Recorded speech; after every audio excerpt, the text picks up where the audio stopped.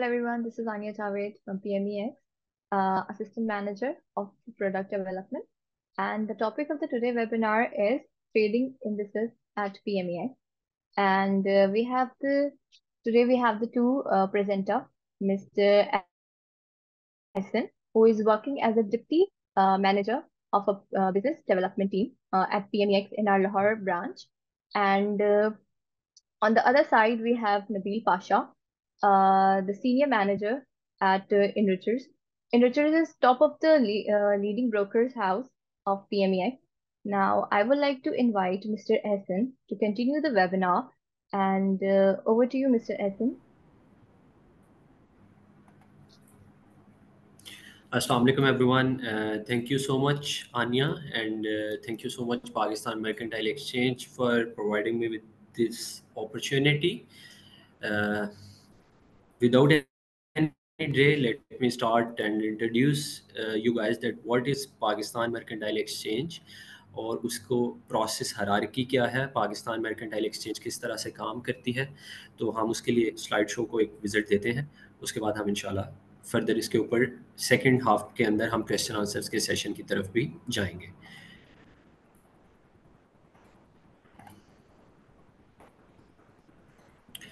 So without any delay, let me introduce what the financial market do. हमारे पास किसी भी business को start करने के लिए या किसी भी बिजनेस के अंदर जो सबसे बड़ा मेजर रोल प्ले करते हैं बाकी डायनामिक्स के साथ साथ में, वो प्ले करते हैं supply and demand of the capital. या जो भी बिजनेस की नेचर है उसके अंदर डिमांड एंड सप्लाई किस तरह से है, वो बहुत मेजर रोल प्ले कर रहे होते हैं उसकी प्राइस फ्लक्चुएशन के अंदर, उस कमोडिटी की इनलिस्टिंग के अंदर। तो हमारे पास जब हम फाइनेंशियल मार्केट्स की बात करते हैं तो हमारे पास सप्लाई साइड पे जो लोग आते हैं वो सेवर्स होते हैं, इन्वेस्टर्स होते हैं, और वो लोग होते हैं जिनके पास इन्वेस्टमेंट्स हैं। और जब हम डिमांड साइड पे बात करते हैं तो वो लोग आते हैं जो बोरोअर्स हैं, जो बैंक से बोरो कर रहे होते हैं या जो शेयर्स की सूरत में कंपनीज को इनलिस्ट करके आपके कैपिटल को किसी पर्टिकुलर प्रोडक्ट या डोमेन के अंदर इन्वेस्ट कर रहे होते हैं। तो वो लोग डिमांड साइड पे आते हैं। अब इसको डेवलप करने के लिए एक बड़ा ही आसान सा तरीका है जो कि सदियों पुराना तरीका है कि आप डायरेक्ट कम्युनिकेशन कर लें या ओवर द काउंटर डीलिंग कर लें। लेकिन ओवर द काउंटर डीलिंग के अंदर या डायरेक्ट कम्युनिकेशन के अंदर जो एक प्रॉब्लम आता है वो आता है फेयरनेस का, प्राइस के फेयर होने का। मोर ओवर कि अगर डिमांड साइड डिफ़ॉल्ट कर गई है या सप्लाई साइड डिफ़ॉल्ट कर गई है या उसके अंदर कोई एम्बिग्युइटी आ रही है तो उसको कौन मेक श्योर करेगा, और जो ट्रस्ट का फैक्टर है जो कि बुनियादी फैक्टर है किसी भी बिजनेस के अंदर, उसको कौन देखेगा और उसको कौन लिजिटिमेटेड तौर पे उसका ख्याल रखेगा। तो इसलिए फाइनेंशियल मार्केट्स का मॉडल डिज़ाइन किया गया है कि ये तमाम जो चीज़ें हैं, जो एम्बिग्युइटीज़ हैं, जो प्रॉब्लम्स हैं, जो ट्रस्ट इश्यूज़ हैं, उनका ख्याल रखा जाए इन्वेस्टर और बिजनेस स्टार्टअप्स के अंदर जो कैपिटल मार्केट्स हैं, उनके जो शेयर्स हैं, जो इनके अंदर इन्वेस्टमेंट्स आ रही है, उनके लिए जो है फाइनेंशियल मार्केट्स को डिज़ाइन किया गया। अब फाइनेंशियल मार्केट्स के अंदर अगर हम बात करें तो कुछ ऐसी चीज़ें हैं जिनको हम डायरेक्ट एक्सेस के हिसाब से आपको डिफ़ाइन करूँगा, और कुछ ऐसी चीज़ें हैं जिनको इनडायरेक्ट एक्सेस कहा जाता है। जब हम डायरेक्ट एक्सेस की बात करते हैं, तो इसमें हम ऐसे उसको एक्सप्लेन करना चाहेंगे कि आपके पास अगर पैसे हैं और आपके पास वक्त भी है और आप अपनी रिसर्च भी कर सकते हैं, तो फिर आपके लिए जो वेंचर्स हमने डायरेक्ट एक्सेस में रखे हैं वो हैं इक्विटी मार्केट यानी पाकिस्तान स्टॉक एक्सचेंज। आप किसी भी शेयर प्राइस स्क्रिप्ट्स की बैकग्राउंड हिस्ट्री को स्टडी करें, उसके चार्ट पैटर्न्स को स्टडी करें और उस कंपनीज के शेयर्स को बाय कर लें। उसके बाद आप मनी मार्केट्स के अंदर आ जाएं यानी बैंक्स के साथ अपनी इन्वेस्टमेंट कर लें, या फिर आप हमारे पास यानी पाकिस्तान मर्केंटाइल एक्सचेंज के पास आ जाएं किसी भी ब्रोकर के थ्रू, और आप किसी भी स्पेसिफिक कमोडिटी के अंदर अपने आप को, अपनी इन्वेस्टमेंट को पार्क कर सकते हैं। लेकिन इसके हट के इनडायरेक्ट एक्सेस की मैं बात करूं, आपके पास वक्त नहीं है लेकिन आपके पास पैसा है, या आप रिसर्च में इतने स्ट्रांग नहीं है, तो आप म्यूचुअल फंड्स के अंदर इन्वेस्ट कर सकते हैं, आप इंश्योरेंस कंपनीज के साथ इन्वेस्ट कर सकते हैं, आप तकाफुल में इन्वेस्ट कर सकते हैं, आप उसके साथ साथ एसेट मैनेजमेंट कंपनीज के साथ इन्वेस्ट कर सकते हैं। अब ये कंपनीज आपके बिहाफ पे आपके साथ एक एग्रीमेंट करेंगी और उसके बाद ये आपके बिहाफ पे आपकी इक्विटी को, आपकी मनी को हमारे साथ यानी फाइनेंशियल मार्केट्स में उसको सर्कुलेट करेंगी और उसके जो भी ROIs होंगे वो ईयरली हो, क्वार्टरली हो या फिर मंथली हो, उनको आपके साथ शेयर करेंगे। तो ये था आपका जो इनडायरेक्ट एक्सेस है उसके हवाले से। अब हम अगर बात करें कि कमोडिटी मार्केट है क्या और कमोडिटी मार्केट्स की जो टाइप्स हैं वो क्या हैं, तो commodity is anything which can be bought against the given payment. ठीक है। अब इसमें हमारे पास जो टेंजिबल कमोडिटीज़ हैं उनके अंदर हमारे पास इनलिस्टेड कमोडिटीज़ के अंदर गोल्ड, राइस, क्रूड ऑयल वगैरह है। ठीक है। और जो इनटेंजिबल हैं उसके अंदर हमारे पास इंडिसेस हैं, करेंसीज हैं और इंटरेस्ट रेट्स वगैरह हैं।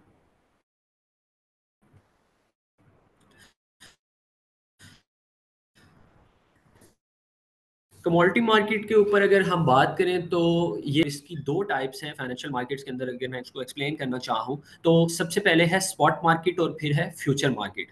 तो स्पॉट मार्केट के अंदर आप उसकी एग्जांपल ऐसे है कि हमारे पास तजारती मंडियाँ होती हैं, सब्जी मंडी है, फ्रूट मंडी है, ग्रेन्स की मंडी है। अभी रिसेंटली जो है गंदम की मंडी हमारे पास मुख्तलिफ पंजाब के अंदर लग रही थी। तो वो है स्पॉट मार्केट की, यानी आप 100% अपनी पेमेंट लेके जाएं और आप जो भी कमोडिटी खरीदना चाहते हैं आप उसको बुक कर लें और अपने साथ ले आएं, और अब वो आपकी मलकियत है। उसका नफ़ा नुकसान, उसके प्राइस रेट्स की फ्लक्चुएशन, अब आप उसके ज़िम्मेदार हैं। लेकिन उसके अंदर जो है हमें एक प्रॉब्लम फेस करने को आता है, वो ये आता है कि वो उसका कोई स्टैंडर्ड मेंटेन नहीं है। यानी उसके जो पैमाना है, जो उसका मतलब उसके स्टैंडर्ड को मेंटेन किया जा सके कि ग्रेन्स के अंदर जो चीज़ आपको गुजरांवाला में मिल रही है वही चीज़ आपको सियालकोट में मिल रही हो, वही चीज़ आपको कराची के अंदर मिल रही हो, वही चीज़ आपको सिंध के अंदर मिल रही हो या पेशावर के अंदर या इंटीरियर के अंदर मिल रही हो, तो उसका हम स्टैंडर्ड मेंटेन नहीं कर सकते। ठीक है। उसके बाद उसकी प्राइस फ्लक्चुएशन के ऊपर हम काउंटर नहीं कर सकते। मतलब कोई चीज़ जो कि किसी ज़मीन के जैसे पंजाब के अंदर अगर हम बात करें तो गंदम ज़्यादा होती है, लेकिन अगर हम बात करें KP के साइड पे तो वहाँ गंदम कम होती है। तो अब पंजाब के अंदर उसका रेट डिफ़र करेगा KPK की निस्बत, क्योंकि ट्रैवलिंग कॉस्ट है, टैक्सेस की कॉस्ट है, तो ये तमाम चीज़ें बेयर करनी है। तो हम वो स्टैंडर्ड भी मेंटेन नहीं कर सकते, उसके साथ-साथ में हम प्राइस फ्लक्चुएशन को भी कंट्रोल नहीं कर सकते। वेयर एज फ्यूचर्स मार्केट के अंदर हमारे पास हर चीज का एक स्टैंडर्ड कमोडिटी कॉन्ट्रैक्ट है। जो चीज़ अगर हम बात करें, सिर्फ हम गोल्ड की अगर बात कर लें तो गोल्ड का एक स्टैंडर्ड मेंटेन है कि आउंसेस के अंदर ट्रेड होगा, और हर आउंस के अंदर 2.66 तोला बाय डिफ़ॉल्ट एक इंटरनेशनल स्टैंडर्ड है और वो मेंटेनेबल है। वो आप बेशक पाकिस्तान मर्केंटाइल एक्सचेंज से ले रहे हो या शिकागो से ले रहे हो या नाइमेक्स से ले रहे हो या इवन आप पब्लिकली किसी गोल्ड स्मिथ के पास से ले रहे हो, तो उसका एक स्टैंडर्ड मेंटेन है। तो फ्यूचर्स मार्केट जो है वो एक स्टैंडर्डेबल मार्केट हैं, उनका एक कॉन्ट्रैक्ट साइज है जो कि तमाम लोगों के लिए अवेलेबल है। और वो उसकी एग्जांपल आपके सामने है कि पाकिस्तान मर्केंटाइल एक्सचेंज पाकिस्तान में ऑपरेट कर रही है फ्यूचर्स मार्केट के हवाले से, शिकागो मर्केंटाइल एक्सचेंज है, न्यूयॉर्क मर्केंटाइल एक्सचेंज है, और उसके साथ में दुबई मर्केंटाइल एक्सचेंज भी अवेलेबल है। और इस तरह दुनिया में और भी एक्सचेंजेस अवेलेबल हैं जो फ्यूचर्स कॉन्ट्रैक्ट्स के ऊपर या फ्यूचर कमोडिटी कॉन्ट्रैक्ट्स के ऊपर काम कर रही हैं। अब हम स्पॉट एक्सचेंजेस और फ्यूचर एक्सचेंजेस का थोड़ा सा एक कंपैरिजन करना चाहेंगे कि लोग स्पॉट एक्सचेंजेस और फ्यूचर एक्सचेंजेस के अंदर क्यों काम करते हैं या उसके जो प्रोज एंड कॉन्स हैं वो क्या हैं।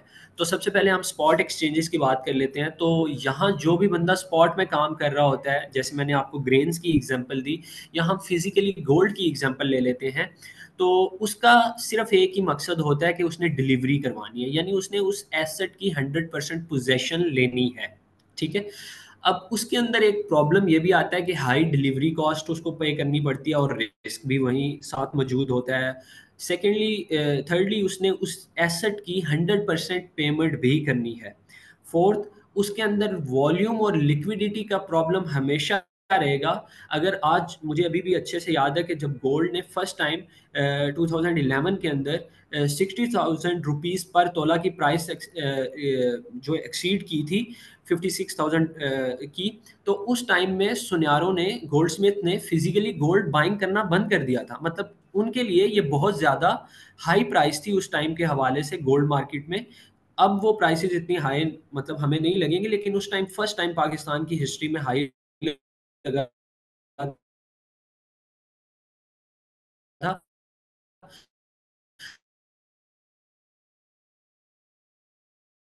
तो गोल्ड स्मिथ ने बाइंग करना बंद कर दी थी। तो अब क्या हुआ कि मार्केट के अंदर लिक्विड में बहुत ज्यादा प्रॉब्लम हो सकता है। उसके बाद स्टैंडर्ड मेंटेन करना बहुत प्रॉब्लमेटिक है। लेकिन जब हम फ्यूचर्स एक्सचेंजेस की बात करते हैं, पाकिस्तान मर्केंटाइल एक्सचेंज की बात करते हैं, तो हमारे पास जो लोग ट्रेड कर रहे हैं वो असल में सकता हूँ कि हमारे पास पाकिस्तान मर्केंटाइल एक्सचेंज में बहुत से ब्रोकर्स के साथ गोल्ड स्मिथ भी अटैच हैं। और अभी तो हम पर्टिकुलरली गोल्ड की सिंपल सिंगल ट्रेडिंग जो मेंबरशिप है वो भी हम प्रोवाइड कर रहे हैं। तो गोल्ड स्मिथ हमारे साथ उन रेट्स को, फिजिकल मार्केट के रेट्स को इंटरनेशनल मार्केट के साथ प्राइस हेज कर लेते हैं।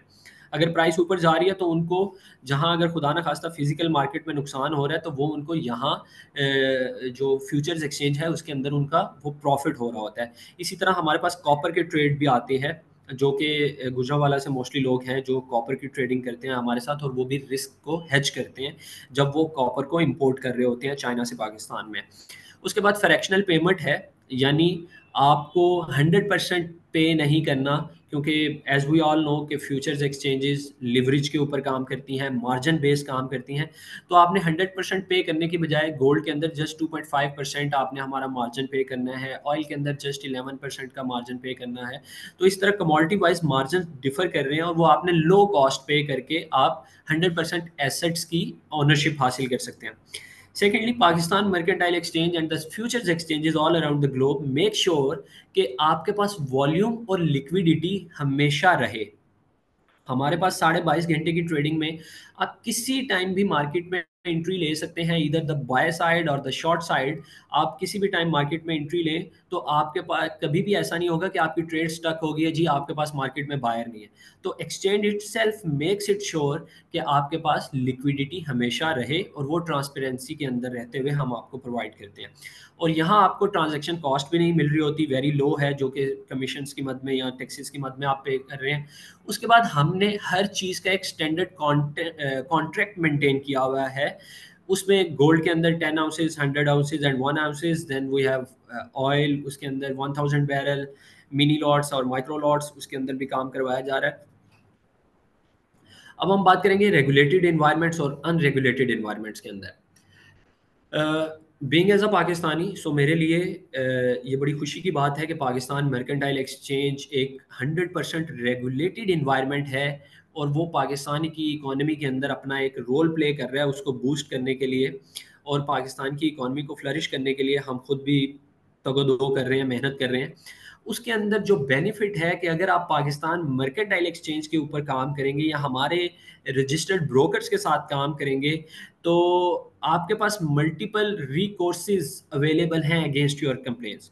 खुदा ना खास्ता आप हमारे ब्रोकर्स की सर्विसेज से अगर सेटिस्फाई नहीं हैं, तो आप ब्रोकर को भी कंप्लेन कर सकते हैं। उसके बाद अगर आपकी कंप्लेन नहीं सुनी जाती तो आप एक्सचेंज को कंप्लेन कर सकते हैं, और अगर फिर भी आप सेटिस्फाइड नहीं हैं तो आप डायरेक्टली एससीसीपी को अप्रोच कर सकते हैं।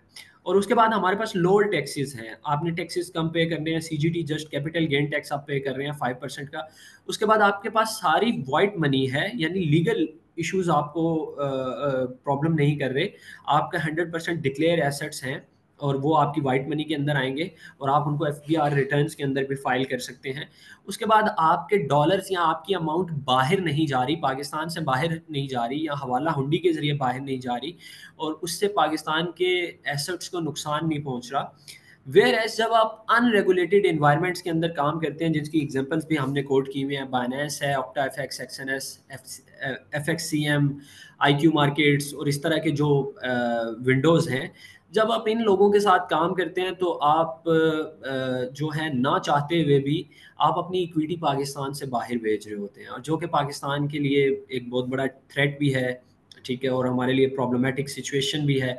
उसके बाद आपके पास कोई, अगर खुदा न खास्ता उनकी वेबसाइट्स बंद हो गई हैं, तो आपके पास कोई रिकोर्स अवेलेबल नहीं है कि आप किसको कंप्लेन करेंगे, because these companies are not listed in Pakistan. So आप एससीसीपी के पास नहीं जा सकते, आप उनके अगेंस्ट कोई कोर्ट कार्रवाई नहीं कर सकते, आप लीगल कोई नोटिस उनको नहीं भेज सकते। और वहाँ आप अगर टैक्सेस भी हाई पे कर रहे हैं, उसके बाद आप लीगल इश्यूज को भी फेस कर सकते हैं। अगर खुदा न खास्ता एफबीआर आपको पकड़ लेता है या एफआईए पकड़ता है, उसके ऊपर आपकी एक इंक्वायरी लगती है, तो आप नॉन कंप्लाइंस के अंदर आ जाएंगे और आप के बैंक अकाउंट्स फ्रीज हो सकते हैं या उसकी कुछ ना कुछ कॉस्ट आपको पे करनी पड़ेगी। और इवेंचुअली जैसे कि मैंने पहले कहा कि डॉलर्स पाकिस्तान से बाहर जा रहे हैं, जो कि हमारी इकोनॉमी के लिए और हमारे मुल्क के लिए बहुत हर्टिंग बात है।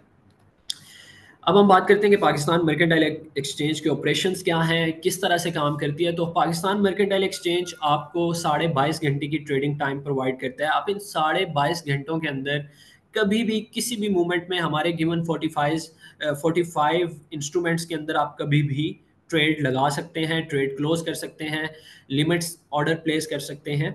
और मोर ओवर ये कि हम Pakistan mercantile exchange international standards, international calendar के मुताबिक काम करती है, specifically mention with the USA. तो हमारे जो ट्रेडिंग हॉलीडेज हैं, जो लोकल हॉलीडेज हैं, वो आपके ट्रेडिंग सर्कल को या स्केड्यूल को इम्पैक्ट नहीं करते। और थर्डली ये कि आप बीइंग इन पाकिस्तान, आप इंटरनेशनल कमोडिटीज़ को अप्रोच कर रहे होते हैं और वो आपके वन क्लिक अवे होती हैं उनकी ट्रेडिंग करना, जिसमें gold, silver, oil, equities, industries और एटसेट्रा हैं। उसके बाद हम जो सॉफ्टवेयर आपको प्रोवाइड कर रहे हैं वो इस टाइम दुनिया का सबसे ज़्यादा डायनामिक सॉफ्टवेयर है, वो सबसे ज़्यादा यूज़र फ्रेंडली सॉफ्टवेयर है। कमोडिटी ट्रेडिंग और फ्यूचर ट्रेडिंग के अंदर सबसे ज़्यादा इस्तेमाल किए जाने वाला सॉफ्टवेयर है और वो है मेटा ट्रेडर 5, और exchange itself has bought its membership. और trading throughout the internet, through internet using your smartphone, आप अपने घर के अंदर रहते हुए, आपको हमारे ब्रोकर प्रीमिसेस में नहीं आना, आपको एक्सचेंज के पास नहीं आना, आपको ये सारी एक्सेस जो है वो आपके घर के अंदर अवेलेबल है। और without low on the lowest cost हम आपको ये 0.009% of the trade value of the contract हम ले रहे हैं आपसे, उसके अगेंस्ट हम आपको ये सारी फैसिलिटीज प्रोवाइड कर रहे हैं। अब हम स्ट्रक्चरल एंड के ऊपर बात कर लेते हैं, लीगल स्ट्रक्चर और ऑपरेशनल स्ट्रक्चर किस तरह से है। तो Pakistan mercantile exchange is being regulated by securities exchange commission of Pakistan, जो कि एपेक्स रेगुलेटर है पाकिस्तानी फाइनेंशियल मार्केट्स का।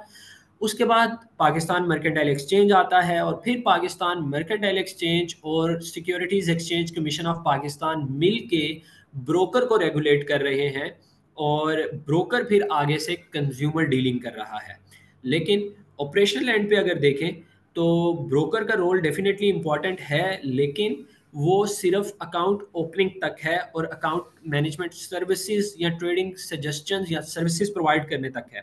जबकि फंड्स की सिक्योरिटी वो एक्सचेंज यानी पाकिस्तान मर्केंटाइल एक्सचेंज खुद ले रहा है, और उसके लिए हमने आपको automatic direct fund model introduce करवाया है ताकि आप लोगों के फंड्स सिक्योर रहें। In case of any problem, अगर ब्रोकर डिफॉल्ट भी कर जाता है तो फिर भी आपके फंड्स एक्सचेंज के साथ हैं और एक्सचेंज ने आपको वो गारंटी दी हुई है कि आपके फंड्स रिटर्न होंगे। और सेकेंडली उसके बाद डायरेक्ट फंड विड्रॉल भी जो है वो एक्सचेंज इटसेल्फ प्रोवाइड कर रहा है। आपने सिर्फ अपने बैक ऑफिस पोर्टल पे जाके विड्रॉल की रिक्वेस्ट जनरेट करनी है। उसके बाद direct market access to the customer, यानी जो सॉफ्टवेयर हम आपको प्रोवाइड कर रहे हैं वो डायरेक्ट मैनेज्ड बाय एक्सचेंज है, नॉट बाय द ब्रोकर्स और not by the third party entities के। उस सॉफ्टवेयर के अंदर प्राइस जो है वो मेल फंक्शन हो या उसके अंदर कोई प्रॉब्लम आए या प्राइस एम्बिग्युइटी आए या आर्बिट्रेज जाए, तो वो जो चीज़ें हैं वो एक्सचेंज इटसेल्फ, हमारा अपना जो एक डिपार्टमेंट है रिस्क का, वो मैनेज कर रहा है। प्रोडक्ट सूट के हवाले से बात करें तो पाकिस्तान मर्केंटाइल एक्सचेंज इस टाइम 4 किस्म के प्रोडक्ट सूट के अंदर काम कर रही है, जिसमें हमारे पास मेटल्स हैं, एग्रीकल्चरल कमोडिटीज़ हैं, फाइनेंशियल्स हैं और इनर्जी सेक्टर है। और ये वो हैं जो कैश सेटल्ड प्रोडक्ट्स हैं, यानी इनका सिर्फ नफ़ा और नुकसान आपने सेटल करना है और वही आपका प्राइस फ्लक्चुएशन के हिसाब से आप उसकी सेटलमेंट करेंगे। और इसके अलावा जो डिलीवरेबल कॉन्ट्रैक्ट्स हैं उसके अंदर हम गोल्ड तोला दे रहे हैं, आपको प्रोवाइड कर रहे हैं, और मेज दे रहे हैं EWR, electronic warehouse receipt के जरिए। और इसी के साथ साथ हम राइस भी आपको ट्रेड करवा रहे हैं डिलीवरेबल कॉन्ट्रैक्ट्स के अंदर। मेटल्स के अंदर हम गोल्ड, सिल्वर, कॉपर आपको ट्रेडिंग फैसिलिटी के साथ प्रोवाइड कर रहे हैं। Cotton, corn, wheat, soybean agricultural commodities के अंदर है। फाइनेंशियल्स के अंदर हम आपको करेंसी पेयर्स, जिसमें डायरेक्ट और इनडायरेक्ट करेंसी पेयर्स के 15 पेयर्स हम आप लोगों को इंट्रोड्यूस करवा रहे हैं। उसके बाद अमेरिकन स्टॉक इक्विटीज़ हैं हमारे पास, Nasdaq, Dow Jones, S&P 500। Energy sector के अंदर नेचुरल गैस, ब्रेंट ऑयल और क्रूड ऑयल हमारी प्रोडक्ट्स हैं। How to start yourself with the Pakistan mercantile exchange, तो इसका बहुत ही आसान सा प्रोसीजर है और बहुत से लोग मेरे से अक्सर ये सवाल पूछते हैं कि ब्रोकर की चॉइस कैसे की जाए। तो आप सबसे पहले जब भी पाकिस्तान मर्केंटाइल एक्सचेंज के साथ ज्वाइन करना चाहते हैं तो you have to choose a broker, because Pakistan mercantile Exchange खुद काम नहीं कर रहा, यानी कंज्यूमर डीलिंग नहीं कर रहा। तो आप सिंपली हमारी वेबसाइट के ऊपर जाएं, pakistanmercantileexchange.com.pk को सर्च करें, वहाँ एग्जिस्टिंग ट्रैक होल्डर की लिस्ट है, उसको आप लें। उसके अंदर से आप देख लें कि कौन सा ब्रोकर आपके रीजन के अंदर है, यानी आपके सिटी के अंदर है, आप उसको भी चूज कर सकते हैं। उसके बाद जो ब्रोकर आपको अच्छी कॉस्ट यानी कमीशन की मद में लोएस्ट कॉस्ट प्रोवाइड कर रहा है, आप उसके पास भी जा सकते हैं। ये क्राइटेरिया है ब्रोकर को जज करने का। उसके बाद सर्विसेज एंड के ऊपर जो आपको जिस ब्रोकर की रिसर्च रिपोर्ट आपको अच्छी लगती है, आप उसको भी ज्वाइन कर सकते हैं। आप ब्रोकर के पास जाके ऑनलाइन या कन्वेंशनल गेटवे के जरिए अपना अकाउंट ओपन कर सकते हैं। उसके बाद आपको एक SC अकाउंट नंबर यानी सब अकाउंट नंबर जनरेट हो जाएगा। उसके ज़रिए आप पाकिस्तान मर्केंटाइल एक्सचेंज में ऑनलाइन डिपॉजिट भी कर सकते हैं। और द फोर्थ स्टेप इज़ कि जैसे ही आपका डिपॉजिट अपीयर होता है, आप अपनी ट्रेडिंग को स्टार्ट कर सकते हैं। अब जब आप ट्रेडिंग को स्टार्ट करेंगे, तो अभी तक हम एक स्टैंडर्डाइज कॉन्ट्रैक्ट्स की बात कर रहे थे। तो पाकिस्तान मर्केंटाइल एक्सचेंज अपने कस्टमर्स को दो तरह के कॉन्ट्रैक्ट्स प्रोवाइड कर रहा है। अब उन कॉन्ट्रैक्ट्स के अंदर रेगुलर कॉन्ट्रैक्ट्स हैं और इंट्राडे कॉन्ट्रैक्ट्स हैं। रेगुलर कॉन्ट्रैक्ट्स से मुराद हमारी ये है कि वो नॉर्मल मार्जिन के ऊपर, यानी गोल्ड में मैंने आपसे बताया कि 2.5% मार्जिन के ऊपर आप जिन कॉन्ट्रैक्ट्स में काम करेंगे वो रेगुलर कॉन्ट्रैक्ट्स हैं। उनके अंदर आपकी पोजीशन, यानी आज अगर आपने ट्रेड ली है तो टिल द टाइम वो कॉन्ट्रैक्ट एक्सपायर नहीं हो रहा या आपका अकाउंट ऑटो लिक्विडेट नहीं हो रहा, आप उस वक्त तक अपनी ट्रेड को कंटिन्यू कर सकते हैं। यानी वो अगले दिन के ऊपर भी या अगले वीक के ऊपर भी आपकी ट्रेड जा सकती है और वो ऑटोमेटिकली क्लोज नहीं होगी। वेयर एज इंट्राडे कॉन्ट्रैक्ट्स के अंदर हमने जो नॉर्मल मार्जिन हैं उनसे भी 50% रिडक्शन कर दी है। तो यानी अगर 2.5% में ले रहे हैं आप गोल्ड, तो इंट्राडे कॉन्ट्रैक्ट्स के अंदर आप 1.25% के अंदर आप गोल्ड को इनिशियल मार्जिन के साथ बाय कर सकते हैं। लेकिन इन पोजीशंस को आप नेक्स्ट मार्केट डे के अंदर कंटिन्यू नहीं कर पाएंगे। वो रात को 2 बजे 3 बजे जब एक्सचेंज क्लोज होगी और सेटलमेंट करेगी, तो तब ये पोजीशन अगर आप खुद नहीं काट रहे तो वो ऑटो डिडक्शन या ऑटो लिक्विडेट हो जाएगी, क्योंकि वो इंट्राडे कॉन्ट्रैक्ट के अंदर लगी हुई है।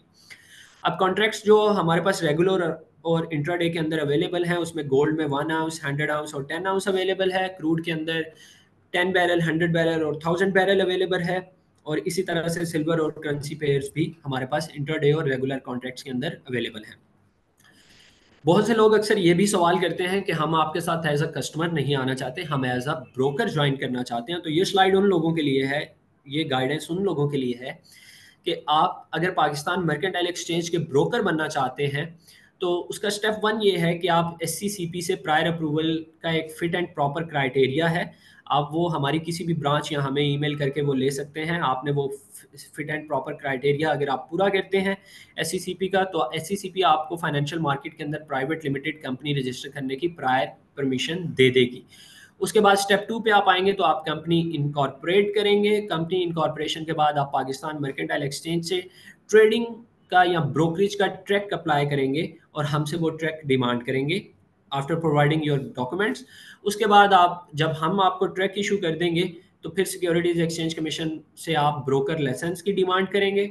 उसके बाद आप अपना एक डिपॉजिट है वो करेंगे और स्टेप 6 के अंदर अब आप रेडी हैं अपने ऑफिस के अंदर कंज्यूमर डीलिंग के लिए और पाकिस्तान मर्केंटाइल एक्सचेंज के ब्रोकर आप बन सकते हैं। अब आप क्लाइंट्स को ट्रेडिंग भी करवा सकते हैं और आप उनकी ब्रोकरेज भी कर सकते हैं।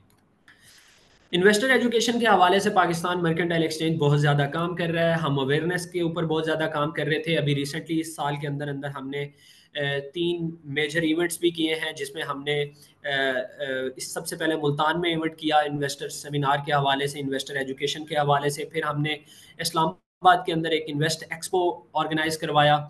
उसके बाद हमने रिसेंटली लास्ट मंथ के अंदर लाहौर के अंदर भी इन्वेस्ट एक्सपो ऑर्गेनाइज करवाया, ताकि हम फाइनेंशियल मार्केट और स्पेशली पाकिस्तान के अंदर फ्यूचर मार्केट्स और कैपिटल मार्केट्स की ज़्यादा से ज़्यादा अवेयरनेस दे सकें, ताकि इन लोगों को ये आइडिया हो सके कि दुनिया के अंदर फ्यूचर मार्केट की सिग्निफिकेंस क्या है और वो पाकिस्तान में इस मार्केट को किस तरह से अप्रोच कर सकते हैं।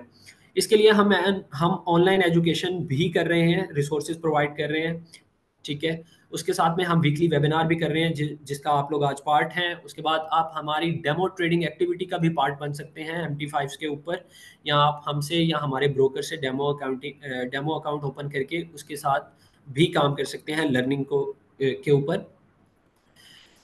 कंप्लेंट्स को किस तरह से रिजॉल्व किया जाता है, क्योंकि Pakistan mercantile exchange is the only futures exchange of Pakistan regulated by apex community of Pakistan, जो कि securities exchange commission of Pakistan है। तो इन्वेस्टर्स की कंप्लेंट हैंडल इस तरह से की जाती है कि आप सबसे पहले ब्रोकर के पास जाते हैं, उसकी वेबसाइट पे कंप्लेंट कर रहे होते हैं या उसके प्रेमिसेस पे जा रहे होते हैं, वहाँ जाके आप उसको एक कंप्लेंट करते हैं। अगर वो सॉर्ट आउट नहीं होती तो फिर आप पाकिस्तान मर्केंटाइल एक्सचेंज के ऑफिस को विजिट कर सकते हैं, या हमारी सपोर्ट के ऊपर ईमेल कर सकते हैं, या हमारी वेबसाइट के ऊपर अपना फीडबैक फॉर्म के अंदर फिल करके दे सकते हैं। और अगर फिर भी आप सेटिस्फाइड नहीं होते तो फिर आप securities exchange commission of Pakistan के पास भी जा सकते हैं। सो ये पाकिस्तान मर्केंटाइल एक्सचेंज का कॉन्टैक्ट डिटेल्स हैं। आप किसी किस्म की चीज़ भी जानना चाहते हो, ब्रोकरेज से रिलेटेड, इन्वेस्टर एजुकेशन के हवाले से, हमारे अपकमिंग सेमिनार्स के हवाले से, या as a broker setup launch करने के हवाले से, या फ्यूचर ट्रेडिंग के अंदर किसी किस्म की एम्बिग्युइटी आप फील कर रहे हो, तो आप हमें लिख सकते हैं support@pmex.com.pk के ऊपर। और हमारे ऑफिस भी 3 रीजन्स के अंदर हैं, लाहौर, इस्लामाबाद और कराची के अंदर। आप हमें विजिट भी कर सकते हैं और आप हमें व्हाट्सएप भी कर सकते हैं। This was all from my side. Thank you so much. Thank you Aniya. Thank you so much, Asan. That was very nice and very brief in detail about the PMEX and the functionality of the PMEX. Now I would like to invite Mr. Nabil Pasha for continuing the webinar. Over to you, Mr. Nabil.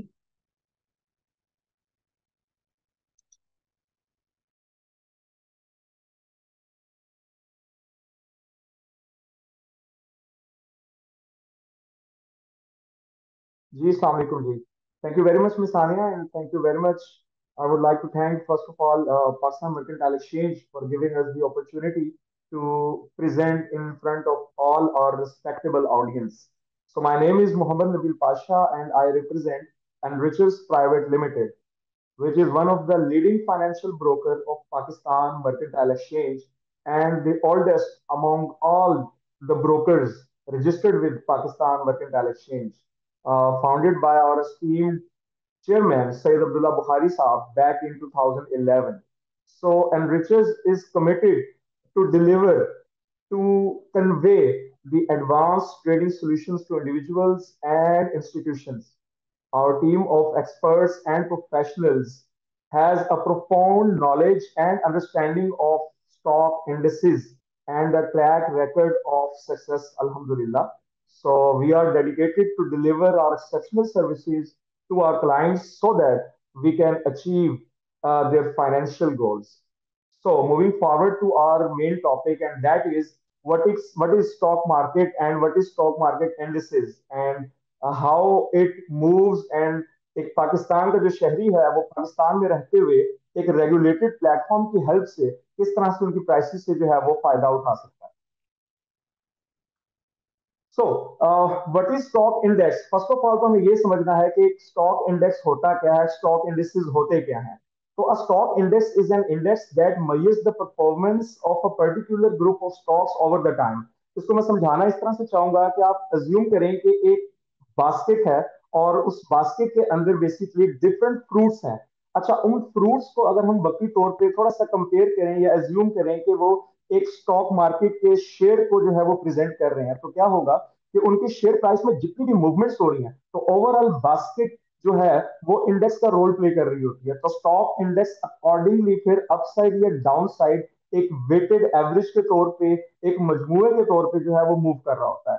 तो हम क्या कर रहे होते हैं कि हम जब स्टॉक इंडेक्स में ट्रेडिंग कर रहे होते हैं तो हम उसकी मूवमेंट से बेसिकली फायदा उठा रहे होते हैं. और ये जो स्टॉक इंडेक्स की मूवमेंट होती है ये बेसिकली आपको, ये एक इन्वेस्टर को बेसिकली पास्ट हिस्ट्री की जो स्टॉक की प्राइस थी और जो करंट स्टॉक मार्केट की जो प्राइस चल रही है, इसको कंपेयर करने में एक्चुअली हेल्प आउट करता हूं।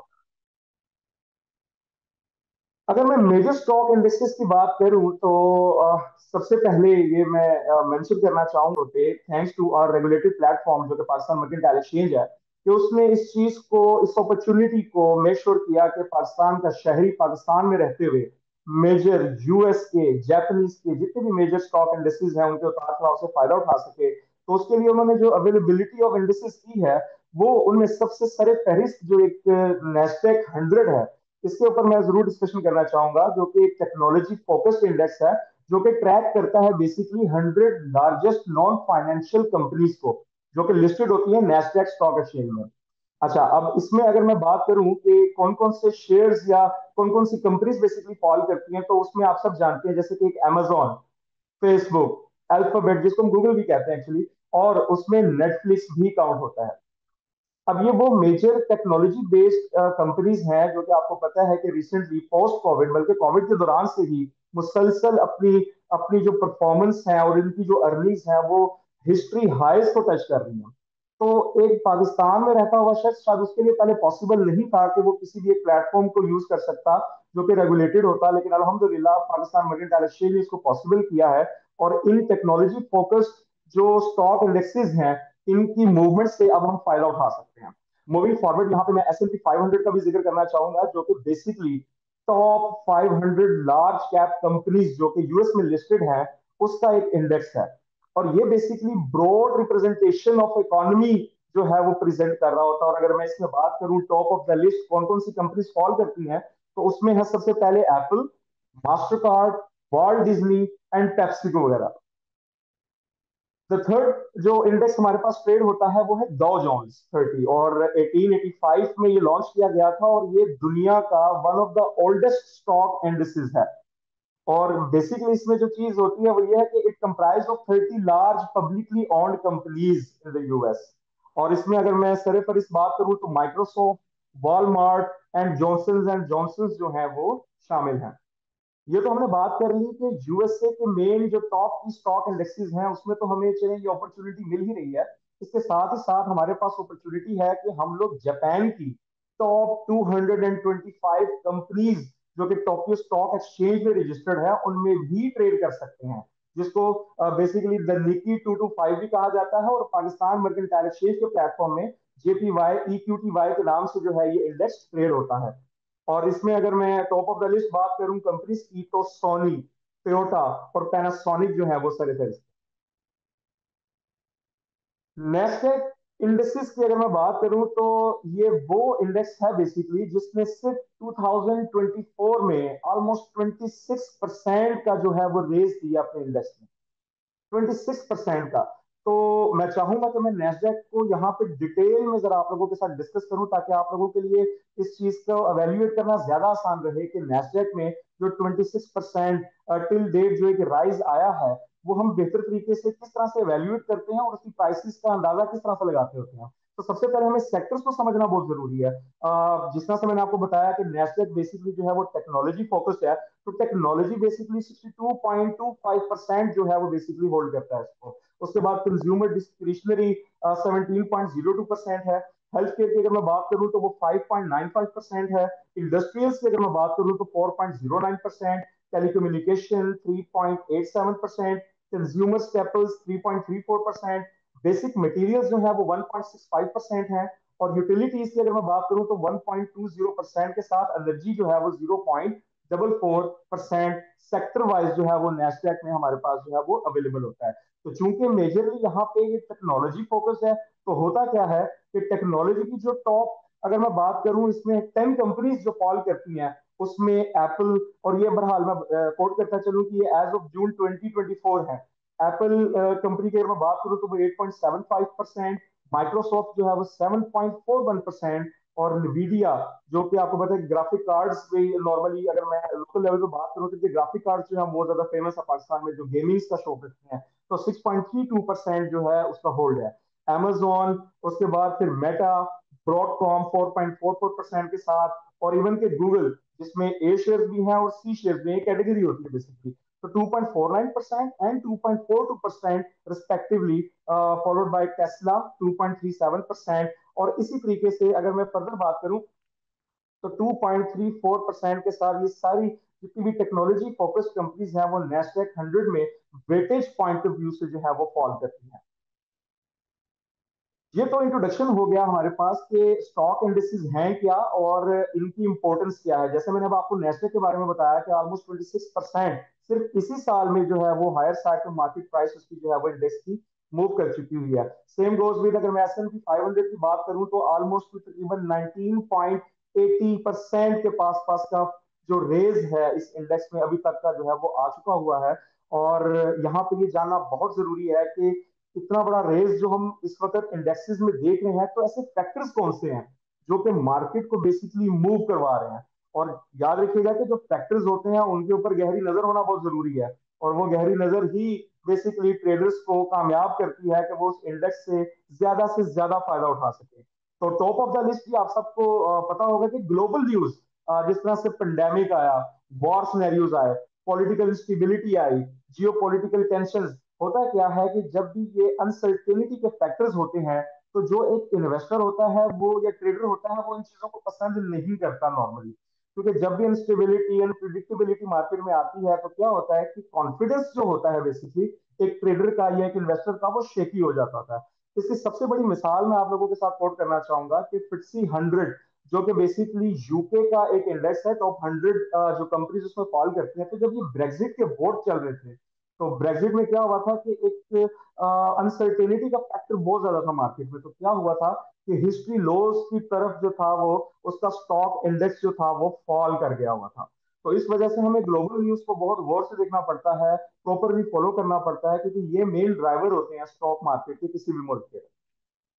नेक्स्ट कम जी इकोनॉमिक न्यूज। और इकोनॉमिक न्यूज में जो बेसिकली मैं बताना चाहता हूँ वो है नॉन फार्म एम्प्लॉयमेंट का डाटा। इसको मैं अगर थोड़ा सा आसान करूँ तो ये है कि यूएस साइड से एक जॉब रिपोर्ट रिलीज होती है जो कि डायरेक्टली इंपैक्ट करती है वहां की इकोनॉमी को और वहां के डॉलर वैल्यू को। इसी तरीके से फेडरल ओपन मार्केट की एक कमेटी होती है जिसको मैं कह सकता हूँ कि एक सेंट्रल बैंक जिस तरह से अपना इंटरेस्ट रेट डिसाइड करता है, तो उसके डिसीजन के ऊपर भी जो हमारी स्टॉक मार्केट इंडस्ट्रीज है, खासतौर पे यूएस इंडस्ट्रीज की मैं बात करूं जिसमें S&P 500, नेस्डेक 100 और डॉ जोन्स की अगर मैं बात करूं तो वो डायरेक्टली रिएक्ट कर रहे होते हैं डिसीजंस के ऊपर। और जितने भी मेजर इकोनॉमिक डाटा है जिसमें आपके पास मेरे ख्याल है जीडीपी और इसके अलावा जॉब ओपनिंग्स, और फर्दर अगर मैं बात करूं तो इन्फ्लेशन के जितने भी डाटा हैं वो डायरेक्टली इन चीजों को इम्पैक्ट कर रहे होते हैं।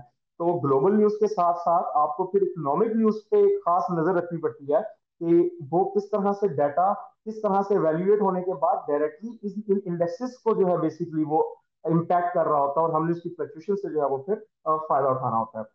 अच्छा, the third most important thing is कि जो कंपनीज की अर्निंग्स रिलीज होती हैं वो भी डायरेक्टली इंपैक्ट कर रही होती हैं। अच्छा, जैसे कि ईयरली बेसिस पे नॉर्मली जो है वो हमारे पास अर्निंग्स आ रही होती है कंपनीज की।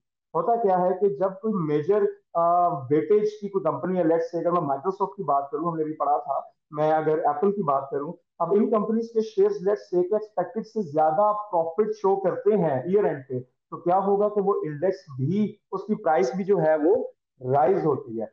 और जब ये न्यूज आती है तो अकॉर्डिंगली इनको फॉलो करते हुए हम अकॉर्डिंगली उसमें जो है एक बेहतर पोजीशन लेके उनकी प्राइसेस से भी जो है वो फायदा उठा सकते हैं।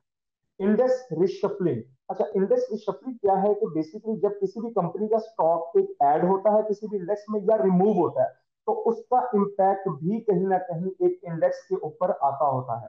अच्छा, इसकी सबसे बड़ी एक एग्जांपल मैं यहाँ पर जरूर कोट करना चाहूंगा कि आप सबको पता है कि एक फोटोग्राफी एक रिलेटेड जो थी एक कंपनी थी कोडैक, जो कि बेसिकली डॉ जोन्स और इसके अलावा S&P 500 में भी फॉल करती है। हुआ क्या कि जब वो स्ट्रगल करना शुरू हुई और कैपिटलाइजेशन उसकी श्रैंक होना शुरू हुई तो क्या किया गया कि उसको इन दोनों इंडेक्सेस से जो है वो बेसिकली रिमूव कर दिया गया। अच्छा, जब रिमूव किया गया तो अल्टीमेटली उसके जो मार्केट कैपिटलाइजेशन थी वो भी श्रैंक हो गई थी, तो जो इंडेक्स की मूवमेंट थी वो भी ठीक ठाक इम्पैक्ट हुई थी। तो इंडेक्स रिशफलिंग भी जो है वो एक इंपॉर्टेंट रोल प्ले करती है बेसिकली किसी भी इंडेक्स की मूवमेंट को एवेल्युएट करने के लिए। एंड द लास्ट ड्राइवर जो कि बहुत मेजर ड्राइवर भी है वो है इन्वेस्टर्स का सेंटीमेंट। देखिए, ह्यूमन इमोशंस जो होते हैं ना वो बहुत इंपॉर्टेंट रोल प्ले करते हैं। खास तौर पे ट्रेडिंग में भी, और खास तौर पे अगर हम बात करें हमारी इवन के लोकल मार्केट्स में भी। आपको पता है एक टाइम था ऐसा कि जब हर तरफ गवर्नमेंट को लेते हुए बातें शुरू हो गई थी कि जी पाकिस्तान की इकोनॉमी तो जो है वो डिफॉल्ट करने लगी है। तो एक ह्यूमन साइकी डेवलप हुई कि चलें कि अपनी इन्वेस्टमेंट को निकाल के हम लोग गोल्ड के अंदर जो है वो प्लेस करना शुरू कर देते हैं। तो हुआ क्या कि सब लोगों ने जो है वो गोल्ड खरीदना शुरू कर दिया, और मुझे याद है कि वो फर्स्ट टाइम था जब 2 लाख रुपया तोला जो है मार्केट क्रॉस कर गई थी। तो ये है ह्यूमन सेंटीमेंट, एक इन्वेस्टर का सेंटीमेंट जो कि एक पूरी मार्केट को मूव करवा देता है।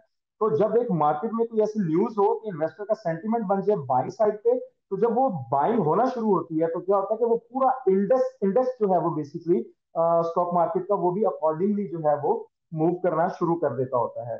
तो इन्वेस्टर सेंटीमेंट जो है वो एक मेजर ड्राइवर है जो कि एवेल्युएट करता है कि मार्केट की प्राइसेस या इंडेक्स की प्राइस जो है वो फर्दर कहाँ पे जा सकती है। तो ये तो हो गए जी मेन ड्राइवर्स। और अब मैं डिस्कस करना चाहूंगा कि हमारा जो एक रेगुलेटेड प्लेटफॉर्म है पाकिस्तान मर्केंटाइल एक्सचेंज, जिसने हम सबको ये अपॉर्चुनिटी प्रोवाइड की है कि हम अमेरिकन स्टॉक इंडेक्सेस में और इवन कि जापानीज स्टॉक इंडेक्सेस में भी एक जो है वो अपॉर्चुनिटी कैश कर सकते हैं। तो वो कॉन्ट्रैक्ट्स किस तरह से हैं और किस तरह से उनकी मूवमेंट होती है। तो टॉप ऑफ द लिस्ट जी माय फेवरेट नैस्डैक की अगर मैं बात करूं, तो इसकी जो एक मिनिमम मूव होती है जो अपसाइड भी हो सकती है डाउन साइड भी हो सकती है, वो होती है 0.25 पॉइंट की। ठीक है, अब मिसाल के तौर पे मैं आपको एक छोटी सी एग्जांपल देता हूँ कि अगर 100 पे एक इंडेक्स है तो या तो वो 100.25 होगा या वो 99.75 होगा। तो 25 जो बेसिस पॉइंट्स है इसकी इसके डिफरेंस से वो इंक्रीज या डिक्रीज होगा। अच्छा, अब इससे होता क्या है कि इस पॉइंट की मूवमेंट के बाद अगर लेट्स से कि हमने एक वॉल्यूम नेस्डेक में जो है वो लेट्स से बाय किया हुआ है, तो उसका जो वैल्यू जो डॉलर्स में जो डिफरेंस आ रहा होगा वो 0.25 डॉलर यानी कि 25 सेंट्स के साथ साथ जो है वो डिफरेंस आ रहा होगा। इसका मतलब ये हुआ कि अगर एक पॉइंट पूरा नेस्डेक मूव कर जाता है तो हम $1 का प्लस और माइनस जो है वो बेसिकली अपने इंडेक्स में जो है वो देख रहे होते हैं। जो दूसरा कॉन्ट्रैक्ट है वो है टू नेस्डेक के नाम से। अच्छा, ये सेम नेस्डेक ही है लेकिन इसमें क्या होता है कि इसमें क्वांटिटीज और जो इम्पैक्ट है वो डबल होता है एक्चुअली। तो टिक साइज हमारा सेम ही रहता है 0.25 के साथ, क्योंकि वो तो मिनिमम मूव है जो कि होनी ही होनी है।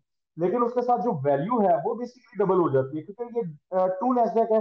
तो 0.25 से वो बढ़कर हो जाती है $0.50 यानी कि 50 सेंट। यानी कि अब एक मिनिमम टिक साइज की मूव आएगी तो $0.50 की मूव जो है वो हमें टू नेस्डेक के कॉन्ट्रैक्ट में जो है वो देखने में आएगी।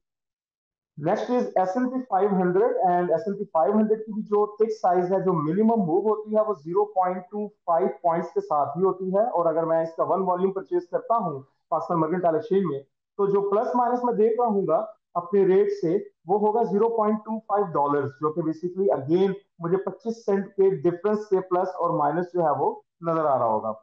अगर मैं यहाँ डॉ जोन्स की बात करूं तो उसका मिनिमम टिक साइज जो है वो 1 का है। और अगर मैं उसको कंपेयर करूं टिक वैल्यू के साथ, तो अगर मैंने वॉल्यूम उसका खरीदा है और मार्केट रेट से मेरे फेवर में आती है तो वो $1 के साथ प्लस या माइनस हो रही होगी इसके टिक साइज को देखते हुए।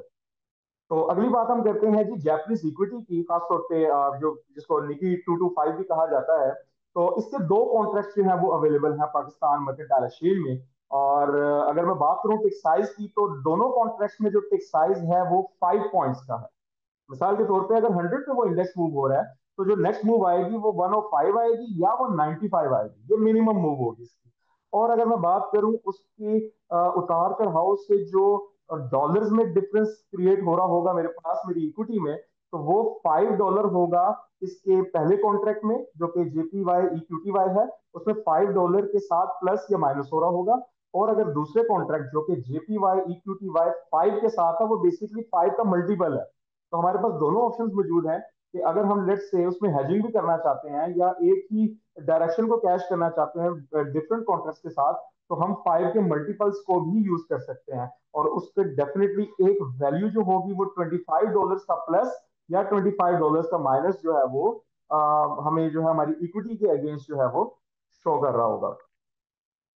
यहाँ पे मैं इनिशियल मार्जिन की बात भी करना चाहूंगा। Thanks to our regulated platform Pakistan mercantile Exchange के उन्होंने नेस्डेक का जो इनिशियल मार्जिन है वो हमें जो प्रोवाइड किया है वो है 2.5% का। 2.5% का। और इसी तरीके से ये इतना माइनर है कि मैं फर्दर इसमें ऐड करूं तो S&P 500 और डॉ जोन्स वो महज 2% के इनिशियल मार्जिन के साथ आप जो है उसकी ट्रेड ले सकते हैं हमारे प्लेटफॉर्म पे।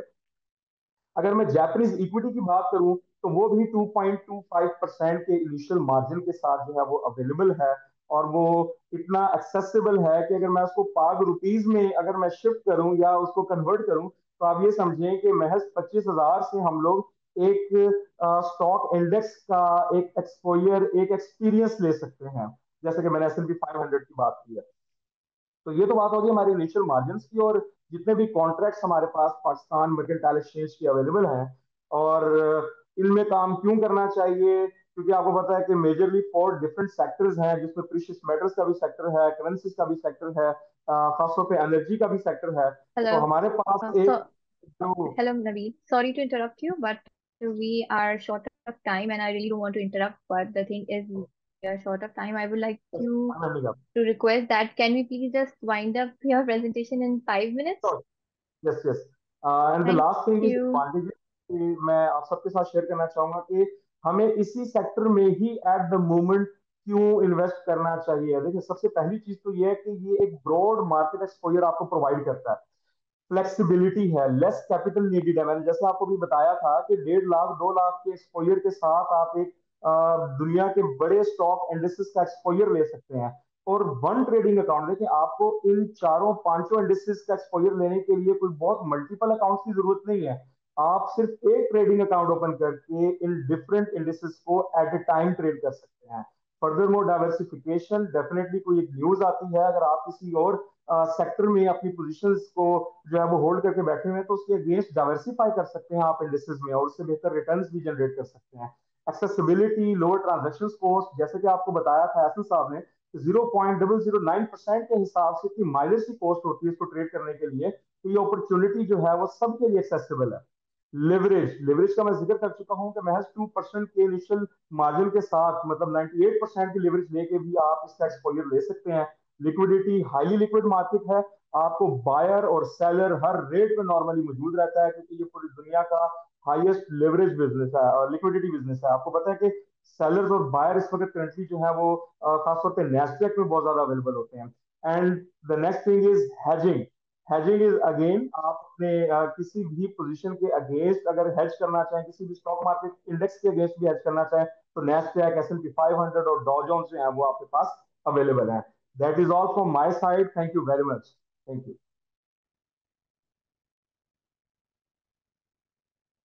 Thank you so much, Naveen. That was very informative and very brief detail about the topic.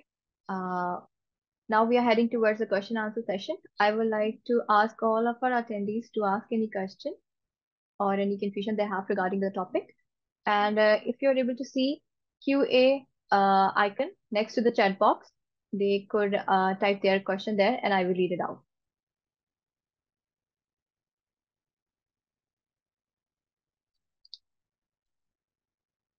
Okay, so we have one question from Mr. Nabil. What are the fees and commissions associated with the trading indices on PMEX?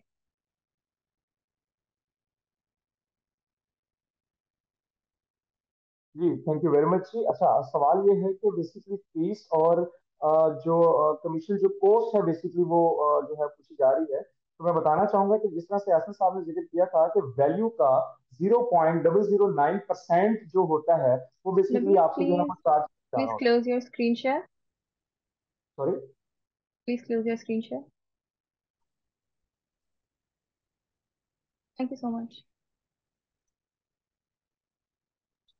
Not the camera, only the screen share. Hello, Nabil, can you hear me? Yes miss Sania, please आप क्या कह रही हैं? दोबारा repeat कीजिए। Okay, I'm just asking to close your screen share and on your camera. Okay,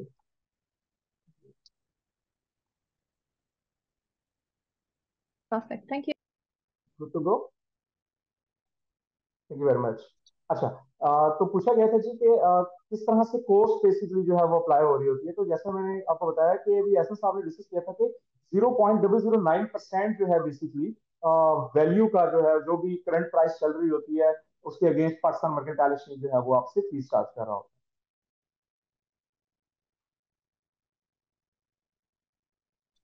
And we have one more question.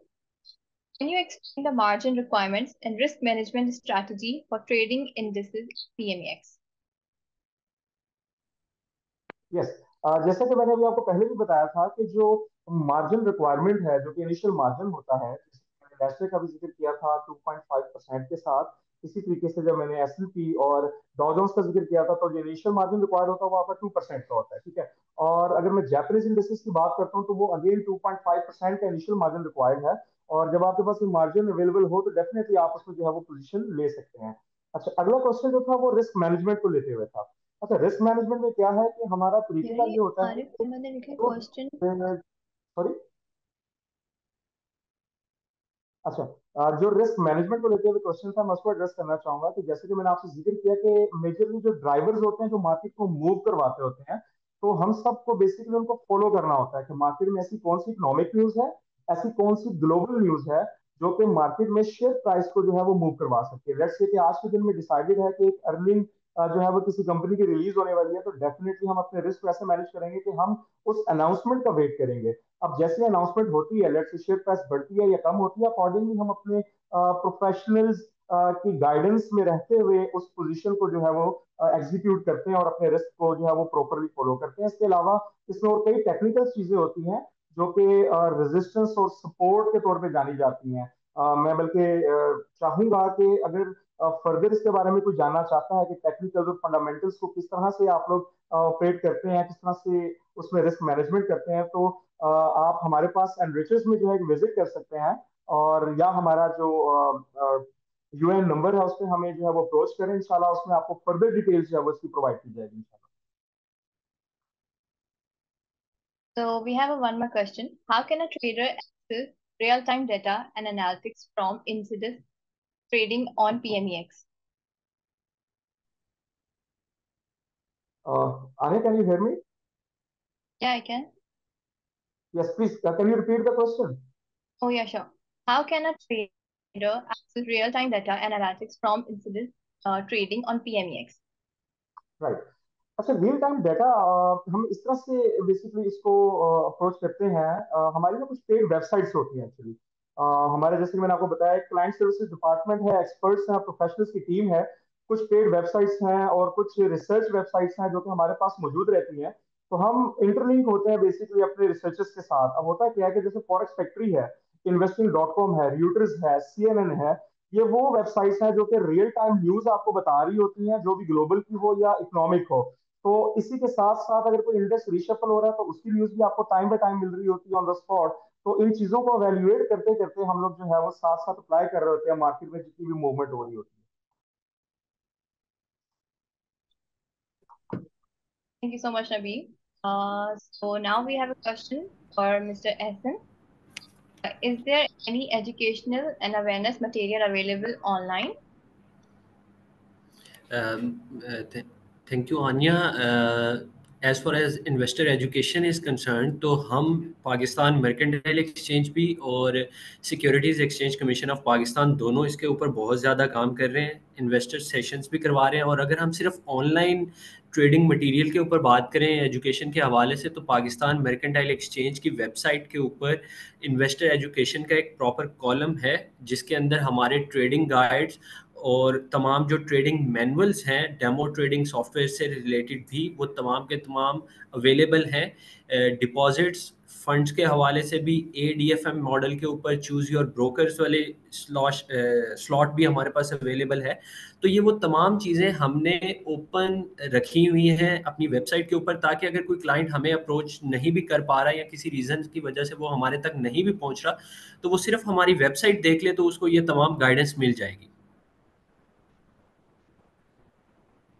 Thank you so much for answering your question. And thank you so much, Mr. Nabil, for joining us today. And there is a one piece of information I would like to share.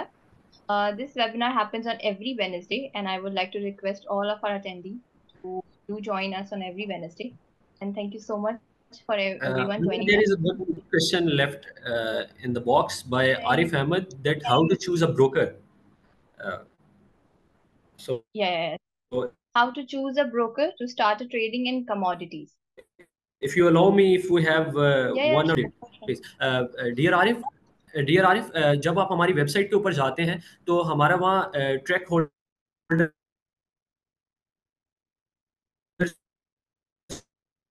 का एक column है, आप उसके अंदर जो हमारे पास, फिर आप जब आप अपनी कन्वीनियंस को आप उसके ऑफिस विजिट करके भी उसके पास अकाउंट ओपन कर सकते हैं, या अगर आप हमारी सोशल मीडिया प्लेटफॉर्म्स को विजिट करेंगे तो हम हर वीक के अंदर या हर मंथ के अंदर ब्रोकर्स की रैंकिंग भी कर रहे हैं।